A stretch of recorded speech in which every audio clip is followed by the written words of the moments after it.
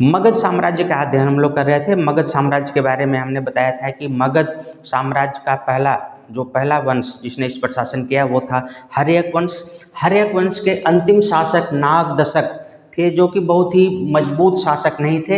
इनको उनके सेनापति शिशुनाग ने इनकी हत्या की और हत्या करके मगध पर एक नए राजवंश की स्थापना की, जिसे कि शिशुनाग वंश कहा जाता है। शिशुनाग वंश का शासनकाल 413 ईसा पूर्व से 345 ईसा पूर्व माना जाता है। लगभग 68 वर्षों तक इस वंश ने शासन किया।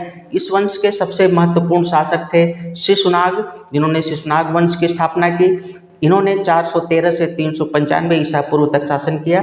इनका प्रमुख कार्य था, ये राजधानी पुनः पाटलिपुत्र से राजधानी पुनः ये पुराने स्थान पर ले गए, राजगृह या गिरिब्रज जिसे कहा जाता था।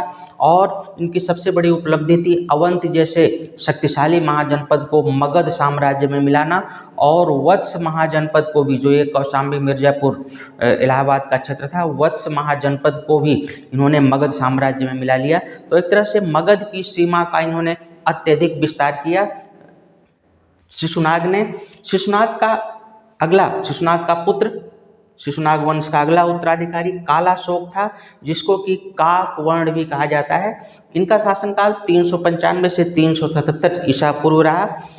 सबसे महत्वपूर्ण इन्होंने जो दो कार्य किए वो दो थे। पाटलिपुत्र को इन्होंने पुनः राजधानी बनाया, और कालाशोक के समय में ही द्वितीय बौद्ध संगीति, जिसे द्वितीय बौद्ध सभा भी कहा जा सकता है, द्वितीय बौद्ध संगीति का आयोजन हुआ वैशाली में। द्वितीय बौद्ध संगीति का आयोजन कालाशोक, जिसको काक वर्ण भी कहा जाता है, इन्हीं के समय में हुआ। तो इस वंश के इनके उत्तराधिकारी जो थे वो बहुत ही कमज़ोर शासक सिद्ध हुए, और इनके उत्तराधिकारियों के अंतिम शासक की हत्या करके महापद्मनंद ने मगध पर एक नए राजवंश की स्थापना की, जिसको कि नंद वंश के नाम से जाना जाता है। इसमें महापद्मनंद, धननंद जैसे महाशक्तिशाली राजा के बारे में हम